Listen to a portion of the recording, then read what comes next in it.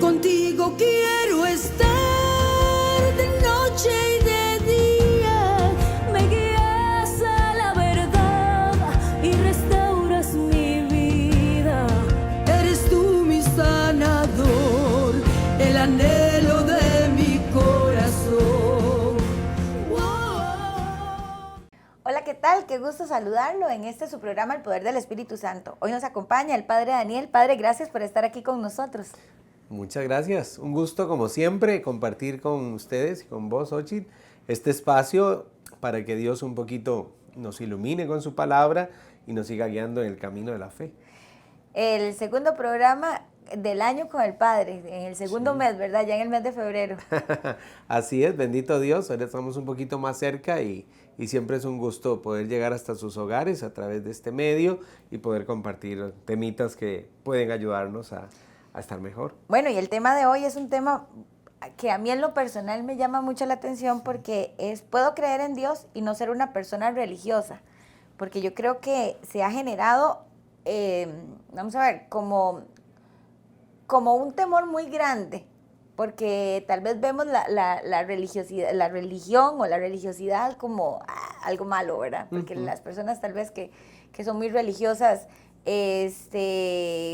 quieren que se obedezca todo con estructuras muy definidas. Entonces, a veces entendemos que creer en Dios es muy complicado. De hecho, y le contaba ahora fuera de cámaras que antes de que yo recibiera a Cristo en mi corazón o que me comprometiera con Él, a mí me parecía tan complicado y tan aburrido porque me lo pintaban y me lo enseñaron de esa manera. Y cuando decido tener una relación con Dios, desde mi concepto, es otra cosa completamente distinta. No es tan complicado, claro. no es aburrido, más bien es bonito y yo puedo decir que desde que abrí mi corazón a Dios, he vivido la parte más plena de mi vida. Siento que es lo más lindo que me ha pasado en la vida. Bendito Dios. Bueno, lo dices muy bien. Es un encuentro, es una relación, es descubrir a Dios en nuestra vida, en nuestra historia, y que dicho sea de paso, es Dios el que tomó la iniciativa de venir a mi encuentro, a mi experiencia, y por eso lo hace en un momento de la vida, no es quizás cuando yo lo decido. Hay una figura en la iglesia muy bonita, San Agustín de Hipona.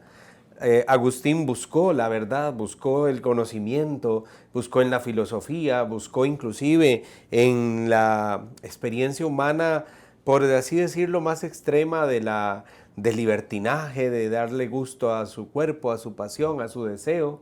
Y es muy tarde cuando llega muy tarde decimos, pero es el tiempo de Dios. Él tiene una expresión hermosísima y dice, tarde te amé, hermosura hermosa. Y lo asociamos con aquel hermoso cántico del Cantar de los Cantares. Busqué el amor del alma mía, lo busqué sin encontrarlo. Encontré el amor de mi vida y ahora no lo voy a soltar. Bueno, todos tenemos en la vida, por naturaleza, la posibilidad de ir a ese encuentro o de encontrarnos con Dios. El ser humano, hay un concepto latino que es el que le da nombre a la religión, es el verbo religare, significa salirse de. El ser humano tiene la capacidad de salirse de sí mismo para encontrar fuera de sí su origen, su razón de vivir y también su destino final. Cuando el ser humano no trasciende a esta capacidad, pues se queda como digo yo, como dando vueltas en un mismo círculo, tratando de encontrar en sí mismo una verdad, una razón, y por lo general no lo encontramos. Por eso muchas veces decimos que la vida se queda vacía, absurda, sin sentido. La busco en cosas que no me terminan llenando, que no me terminan de satisfacer, que no responden a todas mis grandes interrogantes y preguntas. Y entonces digo yo que es como una llanta entre un barrial. Da vuelta, vuelta, vuelta, desgasta la energía, pero no avanza, no crece, no va a ningún lugar. Está, por así decirlo, ahí trabado. Bueno, pues en este sentido, Dios aparece por iniciativa amorosa suya como la propuesta para que el ser humano descubra a alguien que le marca un camino. Cuando nos encontramos el texto de la palabra, y quisiera usar un texto que vamos a escuchar el próximo domingo en la palabra, en el Evangelio del domingo, porque es una fiesta, dicho sea de paso, que en la tradición cristiana era muy significativo. La presentación del Señor. Bueno, también se le llama el Día de la Virgen de la Candelaria, porque es el Día de la Virgen de la Candelaria. Algunos, en lo que decías antes, en la estructura tan cerrada, decían, es que hasta el 2 de febrero se puede quitar el portal, porque es hasta el 2 de febrero que el Papa da la bendición desde Roma para todos los portales del mundo. Bueno, la fiesta litúrgica sí lleva consigo una bonita costumbre, que es que el Papa da una bendición a todo el mundo, la bendición a todo el orbe se llama.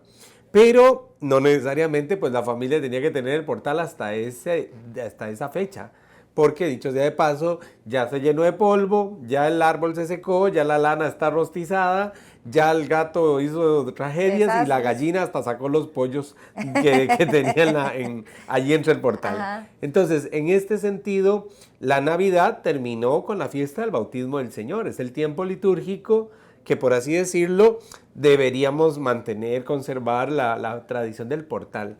Pero esta celebración nos pone precisamente a Jesús naciendo en el contexto de una familia creyente y una familia que tiene una práctica religiosa, pero que nos puede dejar una enseñanza muy bonita que ilumine este tema que queremos abordar hoy. Dice el texto de Lucas, en el capítulo 2, versículos 22 y 32, es el texto que se va a leer completo en el Evangelio del domingo, pero quisiera ver solo el primer párrafo. Cuando llegó el tiempo de la purificación, según la ley de Moisés, los padres de Jesús lo llevaron a Jerusalén para presentarlo al Señor, de acuerdo con lo escrito en la ley del Señor. Todo primogénito varón será consagrado al Señor, y para entregar la oblación, como dice la ley, un par de tórtolas o 2 pichones. Detalles muy lindos de este texto. Primero, el pueblo judío, el pueblo de Israel, conoció al Dios que le salvó, lo liberó de la esclavitud, lo hizo su pueblo y dijo, reflexionó, y por eso luego lo escribió, este Dios que me salvó es el mismo que me creó. Es la fuerza que me tiene que haber dado la vida, porque no puede haber otra fuerza. Si tuvo el poder de vencer a los egipcios, al faraón, liberarme de la esclavitud, es el que me ha creado. Y en función de, al sentirse amado, querer amarlo igual, estableció la ley, los mandamientos, el decálogo, Dios que a través de Moisés le da una serie de leyes. Que 10 mandamientos pueden parecer muchos y qué pereza, porque todo dice que no haga, que es. Bueno, yo digo siempre que son como las lucecitas del camino en la carretera, ¿verdad? Nada más son los indicadores para que sepas que por ahí si te sales de eso hay complicaciones. Puedes acabar con tu vida inclusive. Bueno, José y María cumplen la ley que no solo eran 10 mandamientos, se extendía a un montón de normas más. Y precisamente una norma era que en el caso de la mujer no podía ir al templo durante o después del parto. Lo que nuestras abuelas llamaban la cuarentena. La cuarentena. Ahora yo creo que ya ni no hay cuarentena. Ya ni las hacen, ¿verdad? Ya 2 días después andan como nada, la mamá con el chiquito por ahí. Pero hubo tiempos en que este mismo elemento religioso influía hasta en esa conducta. Mujeres que no salían, abuelas que decían que ni se bañaban en esa época porque era un tiempo como sagrado, como especial. Bueno, tenía un vínculo religioso y lo entendemos porque la mujer al dar a luz entraba en contacto con la sangre y la sangre hacía impura de alguna manera y entonces ella no podía ir al templo hasta que no se purificara. A los 40 días se daba la circuncisión del niño y la purificación de la mamá para poder otra vez retomar, por así decirlo, la vida religiosa. Va José y María, ya un detalle también lindísimo de familia. No es nada más, José pudo haberse quitado el tiro. a mí no me llamaron para hacer ese chiquito, porque ahora yo tengo que asumir deberes con ese chiquito. Sí. El papá que decidió aceptar que el Hijo de Dios va a ser su hijo. Y voy a hacer las de papá ante la ley en todo el sentido de la palabra. Como la nobleza de tantos caballeros hoy que dicen, mira, me encontré esta mujer, no es mi hijo, pero yo decidí llevarme el paquetico completo. La amo y aunque tiene un papá biológico distinto, yo voy a ser el papá de este hijo, de esta hija. Y ahí está, asumiendo los deberes, las responsabilidades. Y nos vamos a encontrar con detalles tan hermosos como que no solo cumplen con el deber de ir a presentar al hijo primogénito, varón.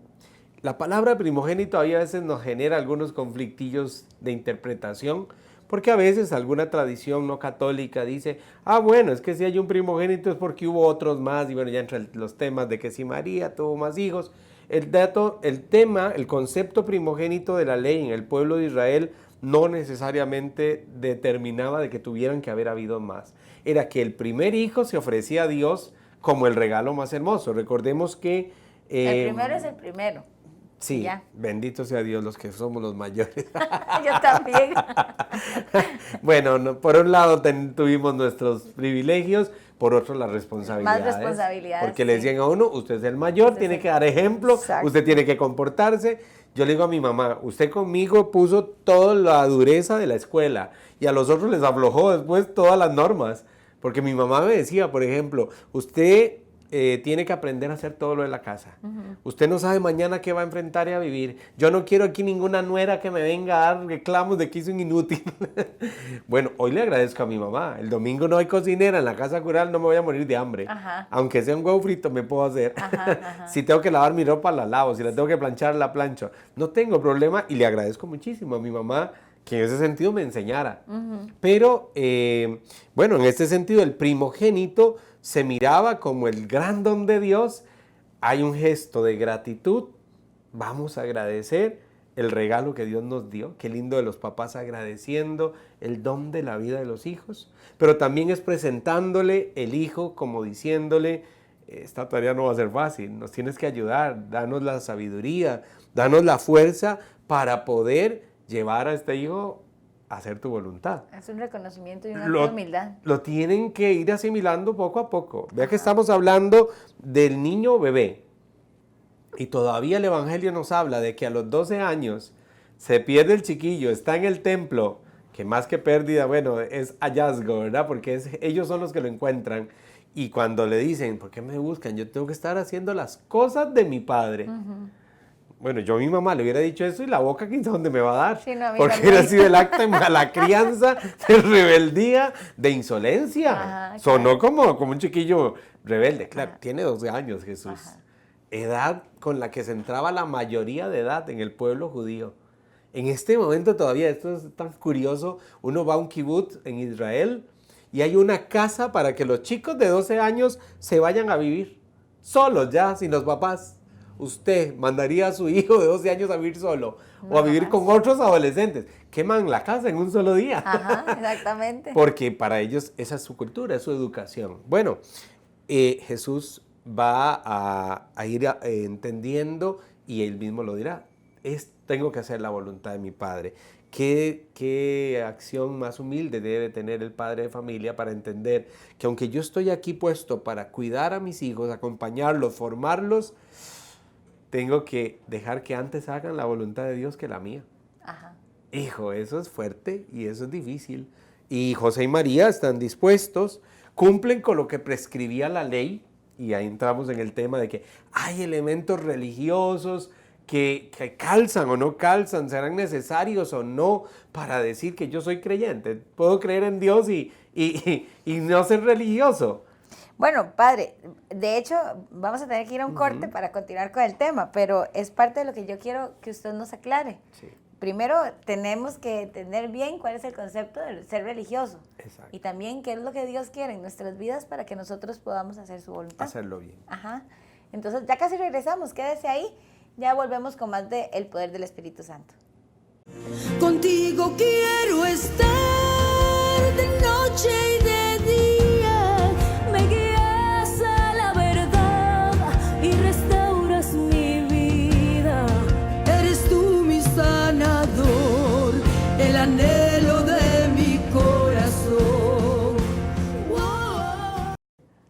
continuar con nosotros. Hoy con el padre Daniel estamos hablando de ¿puedo creer en Dios y no ser una persona religiosa? Y antes de irnos al corte, yo le preguntaba, padre, ¿cuál es el concepto de ser religioso? Porque es importante, necesito saber qué es exactamente ser una persona religiosa. Y de aquí ya desarrollamos si puedo creer en Sí. Dios sin esto. Hoy mucha gente puede entrar en confusión cuando dice, bueno, pero se le dan tantos nombres a Dios y hay tantas religiones en el mundo y se llaman así, se llaman así, desde las religiones más tradicionales, ¿verdad? Como son las religiones históricas que existen, el catolicismo, pero también que si el anglicanismo, que si el judaísmo, que si el hinduismo, en fin, hay experiencias muy diversas, el mundo islámico, igual las experiencias de congregación o de experiencia religiosa más frecuentes o más de último tiempo, ¿verdad? Como es toda la experiencia de la vida cristiano-protestante, que tiene mucho también diversidad de opciones de congregación. Bueno, el detalle aquí es importante en el sentido de distinguir. Yo tengo un fin, es Dios. Buscar el encuentro, la experiencia de relación con Dios. Las religiones o las experiencias religiosas son medios que me pueden ayudar a alcanzar el fin. ¿Por qué? Porque si yo quiero ir a un fin, pero yo no sé por dónde se llega, antes teníamos que recurrir a preguntar, ¿verdad? Mira, vos has ido a Golfito, ¿me puedes decir por dónde se va? Ajá. Y entonces el tico lo decía muy fácil. Ah, muy fácil, usted agarra ahí para abajo hasta Esparza y allá en Punta Arenas doble y agarra la carretera que lo lleva hasta Golfito. Claro, uno más o menos se ubicaba porque Costa Rica era muy fácil. Sí. Pero ¿cómo entendía un turista, por ejemplo, esa dirección? Bueno, hoy tenemos un elemento muy simple. Ponemos Waze, ponemos el GPS y entonces una maquinita hace un mapeo, marca un recorrido y te dice, vas a salir de aquí, vas a durar tanto, son tantos kilómetros y vas a llegar a tu destino. La religión es como eso, como el GPS que nos puede o nos deja el Señor. Y digo nos deja porque hoy podríamos pensar, no, lo importante es Dios y no hace falta ninguna religión ni ninguna práctica religiosa. Jesús se metió en una práctica religiosa. Jesús se encarnó y se metió en una religión específica, el judaísmo. Después puso en crisis al judaísmo, porque le dijo, mucho ojo, ustedes se han quedado nada más en cumplir normas y leyes y lo hacen de una manera hasta hipócrita, farisea, ¿verdad? Les dice a ellos, sepulcros blanqueados, por fuera parece que están bien, pero por dentro no. Yo vengo a regalarles el Espíritu para que trasciendan al medio y no se queden en el medio. No es que los elementos de la ley de Dios, las normas, José y María tuvieron que presentar un par de tórtolas o 2 pichones, un detallito bonito, porque eso lo hacían las familias más humildes. Las más adineradas tenían otras, por decir así, otra taza de sacrificio, una oveja o un carnero o un toro. Los más pobres, lo más simple, un par de tórtolas o 2 pichones que los compraban en el mercado por pocas monedas. Lo que nos dice que era una familia humilde y sencilla la de Jesús. Bueno, pero ellos cumplen con la ley, porque la ley les prescribía esto. Jesús nos dice que hay que trascender a la ley. Yo no puedo quedarme con una práctica religiosa y pensar que eso es suficiente. Por costumbre, por tradición, por sentido mágico. Usted agarra el periódico y dice, rece un Padre Nuestro y 3 Ave Marías al Divino Niño, que aún sin fe se le cumple el milagro. Eso se llama magia, eso se llama superstición. Sí. Eso no es una fe auténtica. No es que yo dude de que Dios puede hacer en mí maravillas, pero no es porque le diga, ahora cadabra, patas de cabra, que se va a hacer. La práctica religiosa, entonces, tiene sentido, si yo la entiendo, como un medio que me ayuda a alcanzar el fin. Como medio, como norma, pues tiene sus límites, sus condicionamientos. Por ejemplo, hay gente que me dice, ¿qué es lo básico y lo suficiente?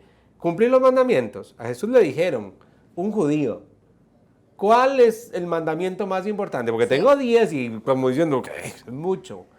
Y Jesús le dice, Se las voy a resumir muy fácil. Ama al Señor tu Dios, con todo tu corazón, tu alma, tu mente, tu fuerza, y al prójimo como a ti mismo. Ajá. Ahí Resumió, lo resumió. en 10 en 3. Los 10 ya habían resumido los 6,000 que existen en los primeros libros de la palabra. Lo resumió primero en 10 y después en 3. A Dios, en el amor a Dios, al prójimo y a nosotros mismos. Amor. Cuando yo asumo la vida religiosa, se trataría de desdoblar esa síntesis de 3 mandamientos en todas las cositas prácticas. Bueno, que hay cosas que son esenciales y otras accidentales, que hay cosas que las ha impuesto más la costumbre, la tradición y a veces sin no mucho sentido. Por ejemplo, típico, llega Cuaresma. Ay, padre, puro Chabela, la del programa, ¿verdad? Ay, padre, es que era miércoles de ceniza y a mí se me olvidó y yo estaba en el mercado y cuando mordí el gallo de salchichón me acordé que era miércoles de ceniza. Ay, sí. Pequé y ahora ya me voy para el infierno. Si usted ni se acordaba de eso, tranquila, no se va a morir ni a ir al infierno por un gallo de salchichón. Nos preocupa que comí carne el viernes de Cuaresma. Ah, pero me comía todo el vecindario y eso no me preocupa. Falté a la caridad tratando a mi hija mal, o a mi papá mal, o a mi hermano, a mi compañero de trabajo, a quien sea, y eso no me afecta tanto como que falté a una norma. Nunca se me olvida un ateniense, tenía su problema de aprendizaje, y me dijo un día, es que mi papá no me dejaba ir a bañarme el Viernes Santo porque me hacía peje. Ah, sí. Peje, decía Peje. él. Tan lindo, tan sencillo. Pero nadie se va a volver pescado porque se baña en Viernes Santo. Sí. Imagina cómo quedarían hoy las playas del país. Sí, un montón de peces. Sería una bendición porque se podría volver ¿cómo se repoblar. llama? A repoblar la pesca que la tenemos tan escasa. escurridita Ajá. ya, ¿no? Pero hay que distinguir. Hay elementos religiosos que pueden determinar mi testimonio cristiano y que pueden dejar en evidencia si yo realmente creo en Dios o no. Porque aquí el riesgo es que yo quiera una relación muy vertical con Dios, yo lo creo y yo lo construyo a mi forma, a mi gusto. Hoy esto está a la orden del día porque claro, nos suena muy bonito decir creo en Dios, pero no creo en las religiones, ni practico ninguna religión. Bueno, Dios no va a obligar a nadie, ni creo que tampoco podríamos ser tan radicales de poder decir, solo estos se van a salvar, o solo en esta religión usted se va a salvar, porque ¿quién soy yo para limitar al Espíritu de Dios eso? Sí, Dios pero llamará a cada quien donde habrá, si yo nací en una familia, por decir algo, nací en Estados Unidos, mi familia es de la iglesia presbiterana o de la iglesia anglicana, y ahí yo conocí de Jesús o conocí de Dios, de su amor, y esa es la realidad en la que yo crecí y viví y me esmeré por hacer lo que el Señor me pide, porque voy a decirle yo que soy católico, que hay una hornilla en el infierno para todos los anglicanos y presbiteranos. No soy quien, no podría yo emitir ese juicio. Será el Señor el que determinará, no si por haber nacido allí, sino si vivió o no vivió realmente esa vida de fe como el Señor se la estaba pidiendo. Hemos caído en ese esoterismo, se llama, ¿verdad? De solo yo me salvo, solo mi grupo se salva, solo mi familia se salva, solo mi religión me salva. En ese sentido no puedo decir, esa frase que se usa tanto, es que la religión es la que salva. No, no es la religión. Es la relación. Es la relación personal con Dios y cuánto deje a Dios actuar en mi vida para yo dar los frutos que realmente debo dar. El otro día lo escuché en misa diciendo de lo importante que es la palabra y cómo nosotros tenemos que amar la palabra. El Señor dice, Jesús es el camino, la verdad y la vida. Y nadie va a Él si no es, no va al Padre si no es por Él, ¿verdad? Ahora, si nosotros no conocemos la palabra y no sabemos qué es lo que quiere Dios para nuestras vidas, nosotros nunca vamos a llegar allá, ¿verdad? Sí. Porque no vamos a saber qué es lo que buscamos, no vamos a poder construir una verdadera relación con Él. Pero es necesario, aparte de conocer la palabra, congregarnos y ser guiados. Sí, él decía muy bonito el Papa Francisco en esa fiesta que celebramos el domingo anterior, el domingo de la palabra, decía el Papa Francisco, para muchos católicos el único momento de acceso ahora es la misa, y si va. Sí. Y mucho entonces tampoco, muchos dirán, como solo me basta Dios, tampoco voy a congregarme Entonces, primero corremos el riesgo de que al quedarme solo con Dios, repito, hago una relación vertical y subjetiva, porque termino haciendo a Dios a mi imagen y no yo imagen de Dios. Casi que construyo al Dios que a mí me conviene, que me gusta, que me favorece, sobre todo y a veces hasta justificando muchas cosas. De por sí, para Dios lo importante es el amor. Ajá. Entonces yo vivo mis relaciones de amor a mi gusto, sin responsabilidad, sin fidelidad, sin respeto, sin compromiso, sin ningún tipo... Porque ese es mi concepto de amor. Porque claro, mi concepto de amor es muy amplio, puede ser muy egoísta, puede ser hasta muy viciado, muy viciado. Hemos visto en la historia de la humanidad situaciones totalmente descabelladas, como hasta en una inspiración religiosa justificar el abuso, o una relación indebida, por ejemplo, entre un adulto y un menor de edad. Y como Dios bendice el amor y yo le amo, entonces puedo justificar hasta un incesto. En fin, un montón de situaciones que no están bien, ni ante la naturaleza, ni ante ningún principio moral, ni ante ningún principio social de justicia. Bueno, entonces en ese sentido yo tengo que valorar muy bien, primero, ¿cuál es mi concepto de Dios? Porque hoy es lo primero que entra en crisis.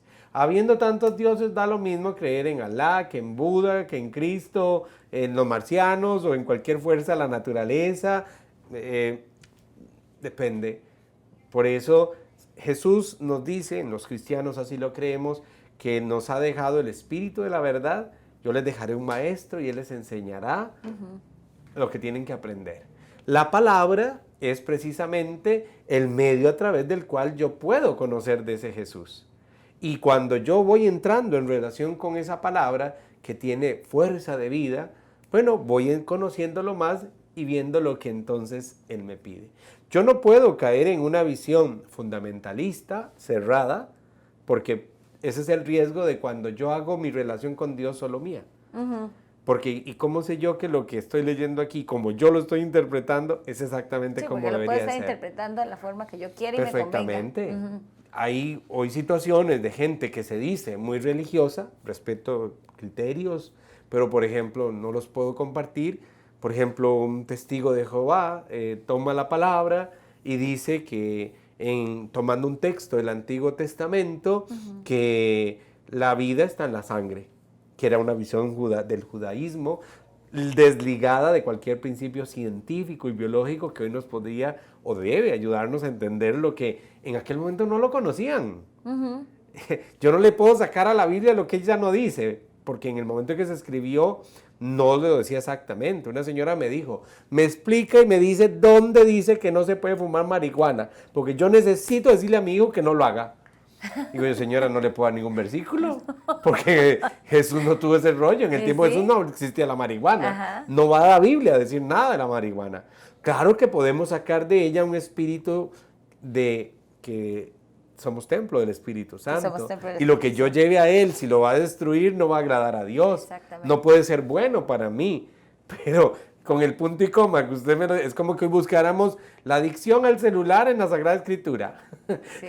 No, el tema como tal no. Esos son los fundamentalismos o esa visión que ponía el ejemplo. Como entonces la vida está en la sangre, mi chiquito tiene leucemia, no le puedo hacer un trasplante de sangre porque yo no voy a permitir ir contra la palabra. Ni de ningún órgano.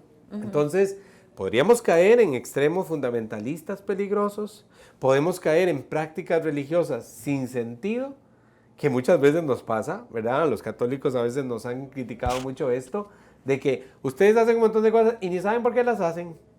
Y nos pasa a menudo. El otro día en una celebración proclamo la palabra y digo, lectura del Santo Evangelio según San Juan. Y yo me signo y todo el mundo se signa y les digo, ¿y por qué se asignaron? Porque usted lo hizo padre.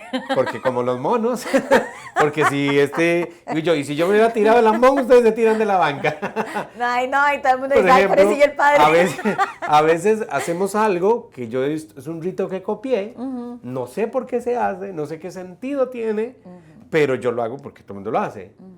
O a veces no hago algo porque nadie lo está haciendo, ¿verdad? Me encanta agarrar de mona, digo yo. Por ejemplo, los novios les pasa mucho, como ahora siempre están sentados atrás y cuando todo el mundo se sienta, ellos se sientan. Ajá. Y cuando están en primera fila, no saben cuándo se sientan ni cuándo se ponen de pie. Ajá. Entonces, a veces de mala gente al propio los dejo de pie un buen ratico. Y yo, porque se ve que ni siquiera saben qué están. Sí. O cuando ni siquiera algo tan simple como cuándo me siento, cuándo me pongo de pie. Entonces, hay tradiciones religiosas que a veces pueden perder el sentido, pueden perder la razón de ser. Ajá. Y sobre todo pueden perder el objetivo por el que realmente se pudieron haber establecido, que era el que me facilitaran el encuentro con el Señor. Si una tradición religiosa no lleva al encuentro con el Señor, podríamos cuestionar si tiene sentido no llamarla así. Uh-huh. Porque, como te digo, puede ser un acto meramente, ¿qué diríamos? Tradición, superstición, magia. A veces hasta con los elementos más religiosos. Hace unos días estaba celebrando la Eucaristía, es el momento de la consagración. Entró un señor, ni siquiera volvió a ver para adelante, dio media vuelta, se hincó en el altar de la Virgen y yo le decía, y yo pensaba mientras iba yo con la consagración, pero él no se dará cuenta que el Señor está aquí adelante y que ella es solo la mamá.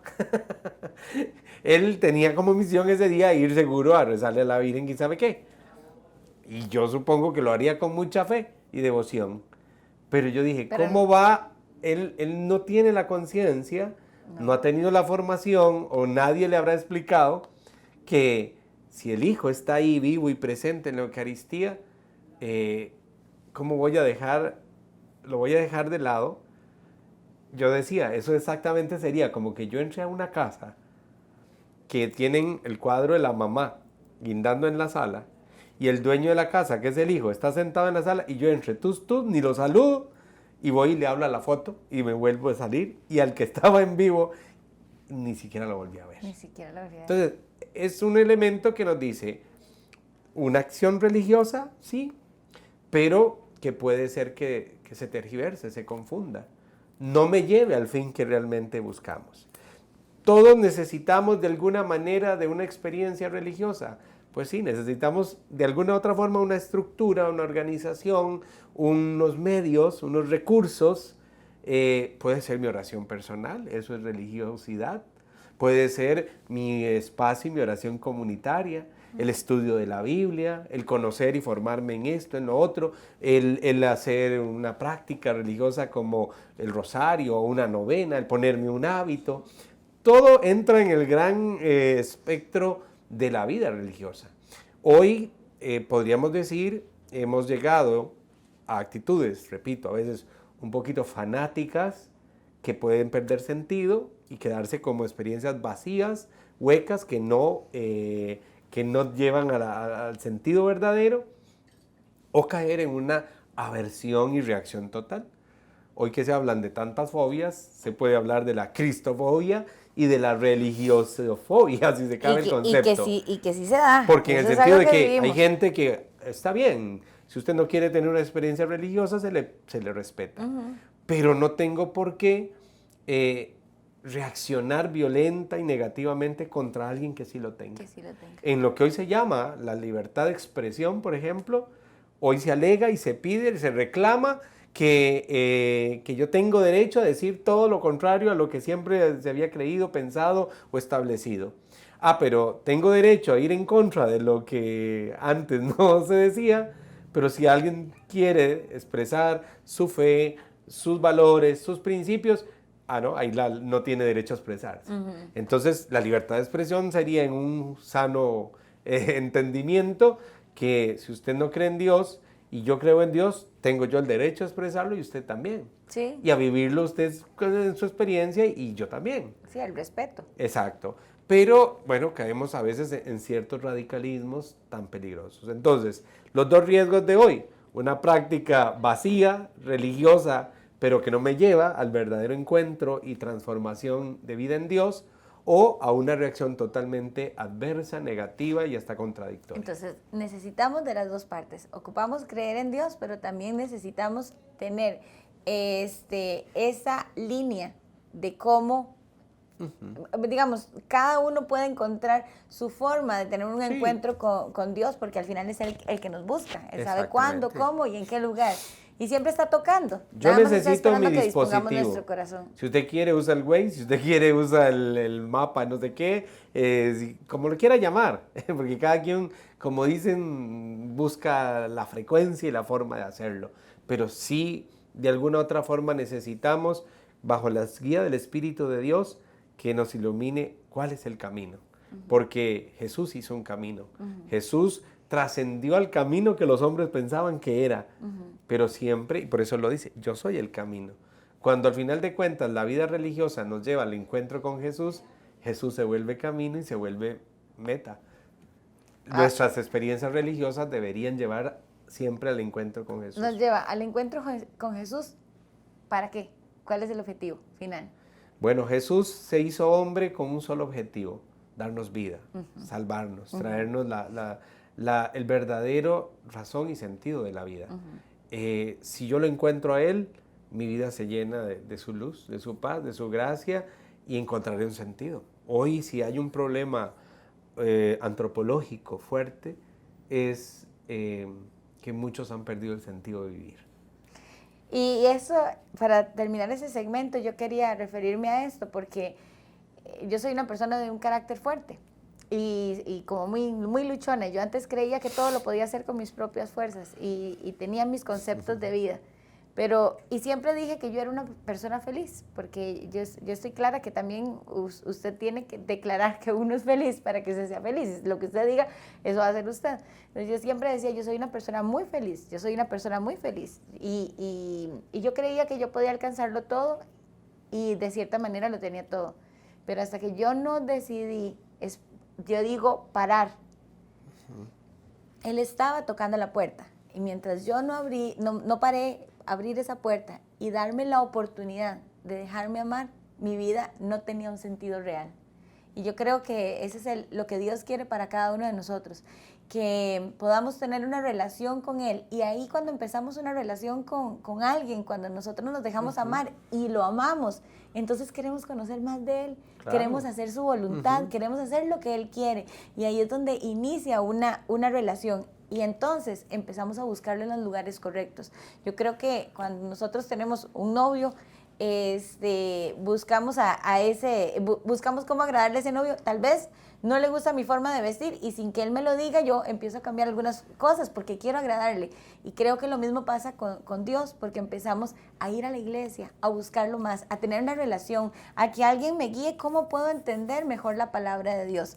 Y de esta manera empezar a generar una relación propia con Dios y que cada vez crezca más y se fortalezca más, porque eso va a traer luz y gozo a mi vida. Esa es mi experiencia personal. Eso fue lo que yo experimenté. Cuando te encuentras a alguien y descubres que lo que él te da llena todo de ti, tiene sentido, como dices, el estar con él y con otros. Si yo voy por ejemplo, en la experiencia católica, ¿verdad? La misa.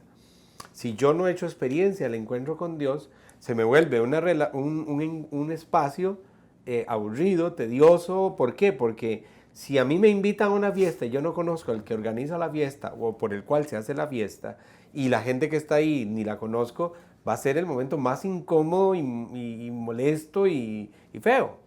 Pero si el que está cumpliendo años es mi amigo o es tu novio o es alguien especial, aunque haya gente que no conoces, quieres estar ahí, quieres compartir ese momento porque es especial lo que estás celebrando por ese que está ahí. Y me siento feliz de estar Y te sientes feliz, inclusive aunque fuera... De ser parte de esa celebración. Totalmente. Y ya no eres un mero espectador desconocido, eres alguien que está disfrutando porque lo que se está celebrando es por alguien que amas. Y eso cambia totalmente el panorama, la motivación, el sentido, y no solo te motiva a estar ahí, sino que te hace que después de que te vas de ahí, anhelas otra vez encontrarte, estás deseando otra vez volver y que esa alegría o ese momento, lo que ahí se te dio, se pueda prolongar. La experiencia del encuentro con Jesús debe llevarnos a... Hay un canto muy lindo que se usaba a veces por ahí, es la misa no termina aquí en la iglesia, ahora la empezamos a vivir. Es salir a eso, a decir, vengo feliz y contento porque estuve con a quien amo y vengo a compartirles eso. Vamos a ir un corte y cuando regresamos vamos a orar con usted y por usted, porque queremos contagiarlo de ese amor y esa alegría que sentimos los dos, porque los dos amamos a ese Dios que Amén. tanto nos ama.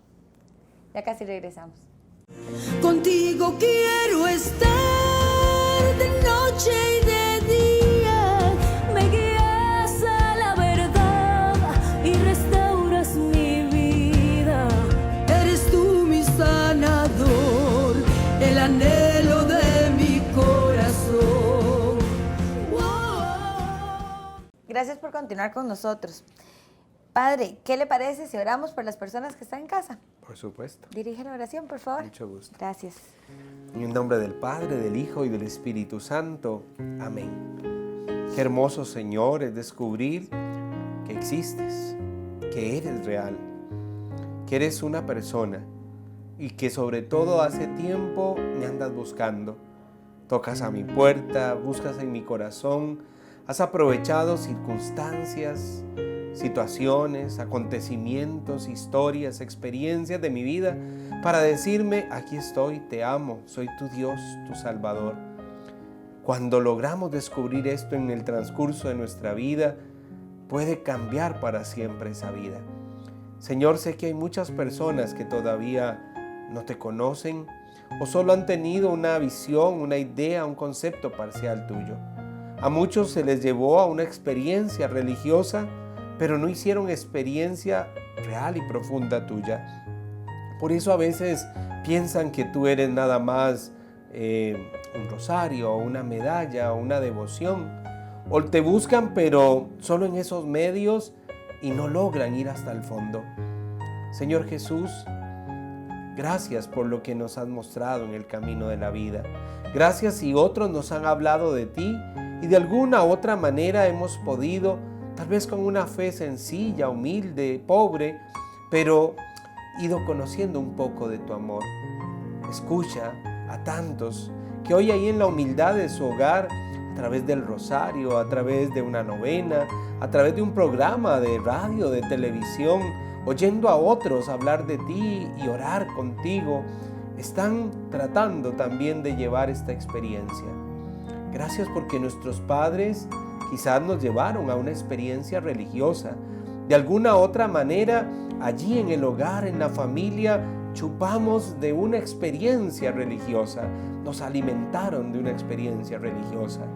Ayúdanos a no quedarnos en una mera práctica, en un conjunto de expresiones, de oraciones o de actividades, que sobre todo podamos ir hasta el fondo de la raíz, de la verdad, de la realidad, que es encontrarnos contigo, de saber que estás allí, vivo y presente, sobre todo cuando la vida nos golpea y cuando la vida nos hace sentir esta fragilidad humana. Especialmente esta mañana queremos pedirte por los enfermos, por los que están ahí en los hogares tristes, quizás un poquito frustrados, desanimados, porque a mí me dijeron que rezara, ya recé y no me curo, no se cura mi familiar. Este proceso de enfermedad avanza, se agrava, se complica y me dijeron que usara tal medallita o que me pusiera el rosario o usara un hábito y yo creí que mágicamente ya se iba a quitar con solo ponerme eso. ¿Será que no sirve de nada? ¿Será que no funciona? ¿Será que el Señor a unos sí ama y a otros no? ¿Será que yo soy tan malo que a mí no me va a escuchar? Señor, sabemos que nos amas y sabemos que todos estamos expuestos a veces tener que pasar por esos traguillos amargos y esos episodios difíciles. Anima la fe, fortalece nuestra esperanza, Haznos crecer en el amor. Si yo sé que estás conmigo, me abrazaré a ti. Y sé que tú vas a permitir en mi vida lo que sea necesario. Sé que a veces no logro entender del todo tu voluntad. ¿Por qué permites esto? ¿Por qué a veces pareciera que te haces un poco sordo o te haces esperar o rogar? Tu amor tiene caminos a veces incomprensibles para mí. Tu palabra dice que tus caminos no son mis caminos. Así lo entiendo, así lo he experimentado y sé que así tendré que seguirlo aprendiendo. Por eso, porque te amo, porque creo en ti, porque espero lo mejor en ti, me atrevo ya a decirte, haz tu voluntad, no la mía. Yo te voy a decir, como José y María, aquí estamos, para presentarte lo que nos pides, nuestra ofrenda, nuestro sacrificio, nuestra oración, nuestro corazón abierto, para decirte, esta es mi vida, esta es mi realidad, esta es mi situación, esto es por lo que estoy pasando. Sé que lo sabes, pero también esperas que yo te lo confíe, como quien espera que le den permiso para actuar, como quien espera que le hablen de un tema para poder asumirlo y hacerlo suyo. Gracias por ese amor que nos tienes, en el cual nos haces libres, nos respetas, pero sobre todo nos has regalado tantos medios como la oración, la palabra, la vida sacramental, todos esos sacramentales y todos esos elementos de la vida de devoción, de religiosidad, que pueden ser los vías, los medios perfectos para llegar a ti, si confiamos en tu amor, si creemos en ti como el fin antes que en los mismos medios. Que estos medios nos ayuden a alcanzar a ti y sobre todo a hacer y vivir siempre según tu voluntad. Señor, te doy gracias por este tiempo maravilloso. Te doy gracias por ese amor, Señor, con el que me has buscado. Gracias, Padre, por la paciencia, Señor, que has tenido. Pero gracias, Señor, por venir a mi encuentro, por llenarme de tu presencia, Señor. Gracias porque hoy puedo sentir gozo, Señor. Porque hoy puedo sentirme feliz, Señor, plena y agradecida. Padre, porque desde que te conozco, Señor, desde que he tenido un encuentro contigo, desde que tenemos una relación y hemos construido nuestra historia de amor, Padre, las cosas han cambiado. Porque puedo ver las cosas de una manera diferente. Porque problemas, sí hay problemas. Pero, Señor, cuando estoy en tu presencia, puedo sentir y confiar que tú estás conmigo. Padre, que no hay problema suficientemente grande que no pueda superar. Señor, que aún en las dificultades, Señor, más grandes, ahí estás tú. Y yo te agradezco, Señor, y te pido que me llenes cada día más de tu presencia, que arranques de mí todo lo que me separe de ti, Señor, que me llenes de tu presencia y me enseñes a caminar según lo que tú quieres para mí, para mi vida, Señor, para mi familia. Te doy gracias por este tiempo maravilloso, Señor, que tú has propiciado para que nuestra relación cada día crezca más. Te pido, Señor, que me llenes cada día más. Quiero conocerte cada día más, Señor. Y quiero que mi vida te haga sonreír, Señor. Quiero agradarte, Señor, con cada uno de mis actos, con todo lo que yo haga y con todo lo que yo diga. Pero para eso es necesario conocerte aún más, Señor. Te necesito, Señor, a mi lado. Necesito, Señor, de tu presencia, porque solo así, Señor, puedo sentir gozo, amor y misericordia, Señor. Solo de esta manera puedo sentirme feliz, puedo sentirme tranquila, Señor, en tu presencia. Te doy gracias por este tiempo maravilloso y te pido, Padre, por aquellas personas que están en sus hogares, Señor, que tal vez se sienten cansados, se sienten agobiados y que sienten que las oportunidades no han sido iguales para ellos. Yo te pido, Señor, que te presentes a sus vidas, Señor, que los llenes de tu presencia, Señor, y que sus vidas sean transformadas para siempre, porque un encuentro contigo, Señor, lo transforma todo. Nuestra vida nunca más vuelve a ser la misma, porque aprendemos, Señor, a mirarlo todo de una manera distinta. Y te doy gracias por este tiempo maravilloso. Amén. Amén. Padre, muchas gracias por venir a acompañarnos, por sacar de su tiempo para acompañarnos y enseñarnos, porque cada programa aprendo un montón. Bendito Dios. ¿Qué Y me podemos imagino hacer? que la gente que está en casa también aprende igual que yo. Pues en buena hora, de eso se trata, para eso estamos aquí, para servirles, para compartir la experiencia. A final de cuentas, todos vamos haciendo el mismo camino, ¿verdad? Así es. Muchas gracias por ser ese instrumento que Dios utiliza y que con tanta humildad usted viene a compartir no solo este programa, sino en la iglesia y en diferentes comunidades. Usted va a compartir esa palabra con ese amor y de una manera tan clara, porque se lo digo, es agradable escuchar de la Bendito manera que Dios. usted transmite ese conocimiento. Muchísimas gracias por todo. Para servirles. Dios bendiga sus vidas y sus hogares. Que Dios lo bendiga y que los bendiga a todos ustedes. Y nos vemos la próxima semana con más del poder del Espíritu Santo. Contigo quiero estar de noche y de